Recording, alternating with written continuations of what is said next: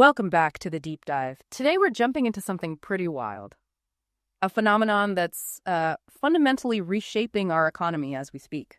Yeah, it's quite something. Imagine a world where just how you feel can change the products, the services you get, like systems that just know your mood without you typing a word. It sounds like sci-fi, but it's happening. We're really on the edge of this incredible transformation. There's this new, really powerful force emerging. Totally. And that's what we're diving into today, the emergence of what people are calling the vibe economy. Exactly. And it's not just about, better products or cooler experiences anymore. It's digging deeper into something way more elusive. Emotional alignment. That's the core, isn't it? So our mission today, unpack this vibe economy. What is it really? Why is it exploding now? And what's the impact, especially for, say, solo entrepreneurs, but also the big established players? And that impact is potentially huge. Mm-hmm. We're talking about wealth creation at a speed that's just, almost unbelievable. The idea that the first billion-dollar solo company run by one person could be less than 12 months away. It's staggering. It really is. The potential feels immense. It's like a total rewiring of how value works. Absolutely. Definitely demands our attention. Okay, so to really get our heads around this vibe economy, maybe we should quickly look back. How did we get here economically? Good idea. So for ages, like most of the 20th century, it was the product economy. Right. Efficiency, making good stuff, getting it out there, mass production. Fordism, basically. Then, early 2000s, things shifted. Yeah, we moved into the experience economy. Suddenly it was about curated interactions. Think memorable events, personalized service, that feeling of being specially catered to. Right, but even that personalization, it was kind of backward looking, wasn't it? Totally reactive. It was based on your past clicks, your profile. You bought this, so you must like that. Or maybe you fit into a box, like busy professional. But people aren't boxes. Our moods change constantly. What I needed this morning is totally different from what I need tonight. Exactly. And that's the problem legacy personalization couldn't solve. It just wasn't fluid enough for, actual human beings. And this is where the vibe economy makes its big leap, right? This is the leap. It's the next evolution. Systems responding not just to clicks, but to how you're feeling right now. Adapting in real time. Your mood, your energy. Almost like it has intuition. Sort of, yeah. Yeah. So what do we mean by vibe here? It's really just shorthand, isn't it? For that emotional atmosphere. Yeah, like the mood, the energy, the tone. Maybe even what you intend underneath the words. Precisely. Those subtle cues we pick up on as humans all the time. A slight tension in the voice, body language. Stuff that tells us someone's stressed or maybe needs comfort. Okay, but how does technology pick that up? That feels like the magic trick. Well, the tech's caught up. That's the breakthrough. We now have systems that can actually detect these subtleties that were, like you said, invisible online before. So we're talking voice analysis, facial recognition stuff. Yep, and analyzing text for sentiment, even biometric feedback from, your watch or phone. Think about an AI understanding, I need something cozy tonight. Right, not just finding products tagged cozy, but sensing, maybe, stress, or a need for comfort in how you ask. Exactly that. Sensing the why behind the what. And the really core shift, the profound part, is that systems adapt instantly. How so? Give me an example. Okay, so maybe a chatbot detects frustration in your typing speed or word choice, and its tone softens. Or an app interface might literally simplify itself if it senses you're overwhelmed. Ah, so it changes based on your vibe without you clicking a button that says, I'm stressed. Precisely. No explicit command needed. Yeah. And when that happens, it creates this powerful feeling like emotional harmony. You feel seen, understood. That real-time adaptation. Wow. Okay, but why now? What's the perfect storm causing this acceleration? It really feels like a perfect convergence. 3 big shifts hitting all at once. First, as we touched on, the technological capability is just exploding. The AI models. Yeah. Natural language models aren't just predicting the next word anymore. They're understanding sentiment, nuance, emotion really deeply. And emotion AI. It's moving out of labs and into actual consumer tools. Plus all the data from wearables, phones. Right. Tracking real-time cues. And critically, cloud and edge computing make that data instantly actionable. It's not just data sitting somewhere. It's data driving immediate changes. Okay, text there. What's number 2? Second is cultural readiness. I mean, think about it. Society's just way more emotionally articulate now, isn't it? Yeah, mental health discussions are mainstream. We have words for feelings we maybe didn't focus on before. Exactly. And consumers now expect more. They don't just want to be served, they want to be felt, understood. They're looking for that deeper, more empathetic connection with brands. Okay, makes sense. And the third piece. That's economic pressure, pure and simple. Brands are desperate to stand out. Everything's starting to feel the same, commoditized. Competing on price or speed only gets you so far. Right. Or even just basic quality. That's table stakes now. The real differentiator, how a brand makes you feel. And now you need to read and respond to those feelings in real time to win. So we're moving beyond just like user segments. It's not show this ad to millennials. It's adapting to emotional states as they happen. Precisely. Think about a meditation app. Maybe it subtly changes the breathing exercise because it hears stress in your voice. Or like a shopping site assistant. If it senses you're unsure, it switches from pushy sales talk to being more supportive. Exactly. Or even in B2B sales, tracking the emotional rhythm of a conversation to know when a buyer is engaged or tuning out. Huge implications. It really feels like magic almost when a system just gets you without being told. It creates incredible trust, doesn't it? Deeper loyalty. It's designing for resonance, aligning with your inner state. A fundamental shift. Okay, this is fascinating. And it connects directly to maybe the most jaw-dropping claim we found in the research. These accidental billionaires. Right. Individuals creating wealth on a scale and speed we've just never seen before. The source material is pretty bold. It says the first billion-dollar solo company run by one person is less than 12 months away. Let's just pause on that. Yeah. OpenAI took 8 years to hit a massive valuation, around $300 billion. A traditional billion-dollar unicorn usually takes 9 years. And now we're talking one person hitting $1 billion in maybe 2 years total, from idea to that valuation. Driven by AI. It's accelerating everything, especially for individuals who can move fast. So what allows one person to do this? What are the key ingredients for this solo rocket ship? Our research points to 3 big enablers, which we've kind of touched on. First, obviously, that vibe-reading AI. Its ability to understand what people need and feel, even implicitly. Okay, number 2. Infinite scalability, zero marginal cost. This is huge. An AI-powered digital product. You can copy it, personalize it for millions, and the cost for each extra user is basically nothing. The millionth customer costs the same as the 10th. Pretty much. Yeah.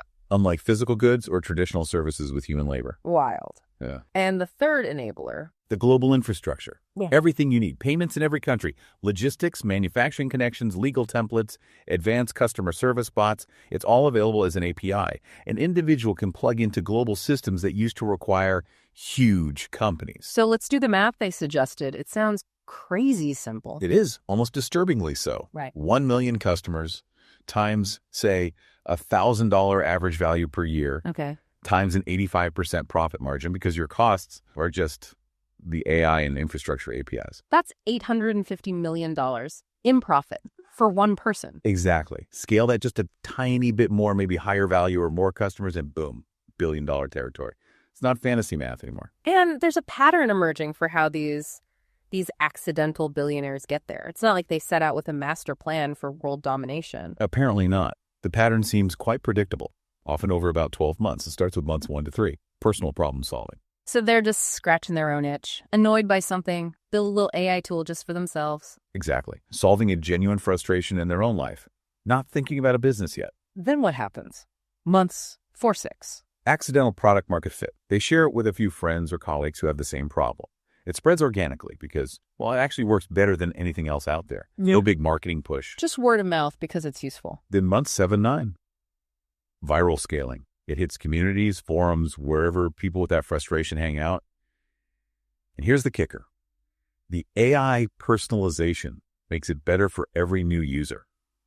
It learns, adapts, improves itself. So the product's value compounds automatically, leading to exponential growth. You got it. Which leads to months 10, 12, the billion-dollar realization. They look at the metrics, millions of daily users, crazy monthly growth, maybe 50, 100%, valuation models hitting near $1 billion. It's still just them and the AI. That's the picture painted. They weren't chasing the billion. They were just solving a problem really, really well. Yeah. The profile seems to be someone frustrated, comfortable using AI tools, empathetic, focused on helping people. Which raises that question you mentioned. Why might these solo flyers actually outpace the big corporations? Yeah, the advantages seem clear from the research. Decision speed is number 1. Hours versus months or quarters in a big company. Makes sense. What else? Infinite personalization. One person with AI can tailor the experience for every single user uniquely. Corporations struggle with that level of granularity at scale. Plus the connection. Authentic customer connection. Yeah. They get the problem because they had the problem. It's genuine. And finally, economic efficiency. Those 90% plus profit margins. Unheard of in traditional businesses bogged down by overhead. It really does sound like a superhuman capability enabled by tech. Our research mentioned a specific 7-layer technology stack. What's that about? Yeah, that stack is described as the key differentiator. It's what turns a personal insight into one of these scalable vibe reading systems. It's the engine behind the 10-figure solo empire versus just a solid 6-figure business. So what kind of layers are we talking about? Well, at the core, you have things like emotional intelligence platforms. Hume AI was mentioned, GPT-4 obviously for language. Then dynamic personalization engines like Jasper or Optimizely to make the product adapt on the fly. And the global stuff. Global operations automation, Stripe for payments worldwide, Alibaba APIs for sourcing, logistics, then layers for content and creative production, Midjourney for images, 11 Labs for realistic voice generation. It's a full toolkit. And the cost, you mentioned this before, but it bears repeating, it's ridiculously low for what you get. It's mind-boggling. The estimate was, what, $6,500 to maybe $18,000 a month? Yeah. For a million customer global operation. 5 years ago, that would have been millions up front, plus huge ongoing staff costs. Absolutely. The power shift is just immense. It democratizes building global businesses. It's not about capital anymore. It's about insight and agility. Which opens up entirely new areas, right? Like that vibe reading customer service you mentioned. Or truly personalized wellness coaching that adapts to your mental state. Emotionally intelligent content creation. Business automation that actually feels helpful, not robotic. Culturally adaptive communication tools. The list goes on. And getting started doesn't require a massive seed round. Nope. An MVP, a minimum viable product, could be built for maybe $5,000 to $15,000 according to the sources. The strategy. Start small, within your community, be helpful, let the AI do the heavy lifting on improvement, stay authentic. And the money side. Simple models. Seems like it. Standard stuff, really. Subscriptions, usage-based fees, maybe value-based pricing where you take a cut of the savings you generate for the customer. Marketplace commissions too, all with those super high profit margins. Okay, shifting gears a bit. Let's talk bigger picture, the industry-wide impact. This isn't just about cool startups. It sounds like a major economic shakeup is coming. Yeah, a redistribution of power. And it could happen faster than anyone expects. There was this interesting idea in the research, a kind of retrospective from 2027. Looking back from the near future, what did it say? It suggested that by late 2025, something funny happened. Yeah. People kind of stopped caring about AI itself. Stopped caring because it failed. No, because it succeeded too well. It became like electricity. Essential, running everything in the background, but invisible. Nobody talks about the electricity economy. So AI just became infrastructure. People didn't want raw intelligence. They wanted it to power better experiences. Exactly. They wanted AI as infrastructure serving their needs seamlessly, which led to another weird phenomenon around mid-2026. The vibe prefix revolution. That's the one. With the barriers to entry so low, thousands of similar AI services popped up for everything. Total overload. So how did people choose? They started searching differently. Instead of AI fitness coach, they searched for vibe fitness or vibe meditation, vibe finance. Vibe became the go-to prefix to find these new-gen, emotionally attuned services. Okay, interesting. So vibe became the keyword. And this created, wait for it, the new digital landlords. Landlords, like owning digital property. Essentially, yes. The individuals or groups who had foresight, or maybe just luck, to register those key vibe prefix domain names. Vibehealth.com, vibefinance.com, vibetravel.com, you name it. So they scooped up the digital real estate. They control the semantic choke points, as the source called them, the main gateways people use to find things in this vibe economy. And they don't run the services themselves? Nope. They just lease access. They own the address, the brand recognition that comes with the vibe name. They take a percentage of the revenue from the actual service providers operating on their land. The domain is the market position. That's a completely different business model. What kind of money are we talking about? The projection was staggering. By 2027, an estimated $1.2 trillion in annual economic activity flowing through these vibe prefix domains. A $1.2 trillion tax collected by owning the right words. That's the implication. Control the semantic infrastructure, control a massive chunk of the new economy. What does this do to established industries? The big banks, healthcare providers, retailers? The prediction is an avalanche effect. Panic. They suddenly realize they're bleeding customers to these nimble solo operators or small teams operating on Vibe domains. It forces massive restructuring, a scramble to catch up or become irrelevant. So it's kind of ironic, isn't it? The paradox. Totally. The biggest winners of the AI revolution might not be the tech giants who built the best AI or the companies with the most funding. But the ones who understood language and attention. Exactly. Understanding that with infinite intelligence, the real scarce resource is human attention. And attention flows through predictable channels, predictable words. They just claimed the key channels early, planted flags in semantic territory, and waited. Wow. Okay, that's a lot to take in. The sheer speed and scale of this vibe economy. It's reshaping everything. Individuals becoming billionaires solo, industries getting potentially upended. And just picturing that moment, that moment of realization for the solo founder, months 10, 11, 12, looking at the dashboard, millions of users, growth off the charts, near $1 billion valuation. Yeah. And it's still just them and the AI. Incredible. It underscores the main point, really. Yeah. The revolution isn't on the horizon. It's here. It's happening now. And that window for being a first mover, it's closing fast. So maybe the final thought for everyone listening, the provocative question to leave you with. Go for it. What's that genuine frustration you deal with every day? Is there something in your life that just doesn't work right, that feels emotionally misaligned? Could that be the problem an emotionally intelligent AI could solve? Could that be your accidental breakthrough in this vibe economy? It's something to think about. The time to start exploring, maybe even building. It really feels like it's right now.